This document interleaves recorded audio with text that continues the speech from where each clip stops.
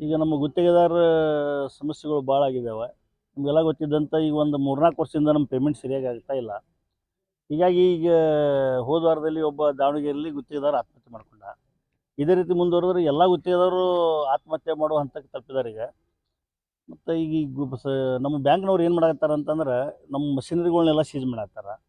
ಮತ್ತು ನಮ್ಮ ಆಸ್ತಿಗಳ್ನು ಸೀಜ್ ಮಾಡತ್ತಾರೆ. ಯಾಕಂದ್ರೆ ನಾವು ಪ್ರಾಪರ್ಟಿ ಇಟ್ಟು ನಾವು ಅವರಿಂದ ಸಾಲ ತೊಗೊಂಬಂದಿರ್ತೀವಿ. ಈಗ ಇದೇ ರೀತಿ ಆದ್ರೆ ನಮ್ಗೆ ಅದ್ರ ಬಡ್ಡಿ ಕಟ್ಟಲಿಕ್ಕೆ ಅಟ್ಲೀಸ್ಟ್ ಬಡ್ಡಿಯಾರು ಕಟ್ಬೇಕು ನಾವು. ಸಾಲ ತುಂಬಲಿಕ್ಕರು ಬಡ್ಡಿ ಕಟ್ಟಲಿಲ್ಲ ಅಂತಂದ್ರೆ ನಮಗೆಲ್ಲ ಪ್ರಾಪರ್ಟಿ ಸೀಜ್ ಆಗೋ ಹಂತಕ್ಕೆ ನಾವು ಬಂದು ನಿಂತಿದ್ವಿ. ಅದರಿಂದ ಈಗ ನಾವು ಸರ್ಕಾರಕ್ಕೆ ಆಗ್ರಹ ಮಾಡೋದಂದ್ರೆ, ಈಗ ಇಮಿಡಿಯೇಟ್ ಈಗ ಇಷ್ಟು ದಿನ ಆಗಿದ್ದಾಯಿತು, ಮತ್ತು ತಾವು ಪೇಮೆಂಟ್ ಕೊಡ್ತೇವೆ ಅಂತ ಮುಂದೆ ಹಾಕುವಂತ ಬಂದ್ರಿ.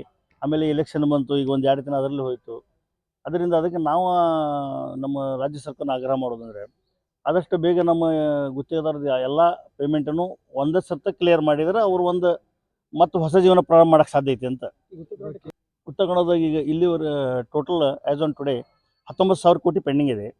ಅದರಲ್ಲಿ ಮೇಜರ್ ಇರಿಗೇಷನದ್ದು ಒಂದು 8,000 ಕೋಟಿ, ಆಮೇಲೆ ಲೋಕೋಪಯೋಗಿ ಇಲಾಖೆ ಒಂದು 4,000 ಕೋಟಿ, ಮತ್ತು ಒಂದು 2,000 ಕೋಟಿ ಸಣ್ಣ ನೀರಾವರಿ ಇಲಾಖೆ, ಮತ್ತು ಇತರೆ ಇಲಾಖೆಗಳು ಎಲ್ಲ ಸೇರಿ ಒಂದು 5,000 ಕೋಟಿ. ಹೀಗೆ ಒಟ್ಟು ಟೋಟಲ್ ಒಂದು 19,000 ಕೋಟಿ ಉತ್ತರ ಕನ್ನಡ ಗುತ್ತಿಗೆದಾರ ಸಂಘದ ಉತ್ತರ ಕನ್ನಡ ಗುತ್ತಿಗೆದಾರದ್ದು ಬಾಕಿ ಇದೆ ಸರ್ಕಾರದಲ್ಲಿ.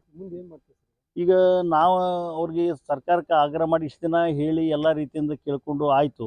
ಈಗ ನಾವೇನು ಮಾಡ್ಬೇಕಂತ ಮಾಡಿದ್ವಿ ಅಂದರೆ, ಈ ತಿಂಗಳ ಎಂಡ್ ಮಟ್ಟ ಒಂದು ಅವ್ರಿಗೆ ಡೆಡ್ಲೈನ್ ಕೊಡ್ತಾ ಇದ್ದೀವಿ. ಈ ತಿಂಗಳು 30ರೊಳಗೆ ನಮ್ಗೆ ಈ ಗುತ್ತಿಗೆದಾರರಿಗೆ ಎಲ್ಲ ಪೇಮೆಂಟ್ ಆಗಲಿಲ್ಲ ಅಂದರೆ, ನಾವು ಎಲ್ಲ ಕಾಮಗಾರಿಗಳನ್ನ ಉತ್ತರ ಕನ್ನಡದಾದ್ಯಂತ ಸಂಚರಿಸಿ ಎಲ್ಲ ಕಾಮಗಾರಿ ಬಂದ್ ಮಾಡಿಸಿ ನಾವು ಒಂದು ಉಗ್ರ ಹೋರಾಟ ಮಾಡಬೇಕಂತ ನಿರ್ಧರಿಸಿದ್ದೇವೆ.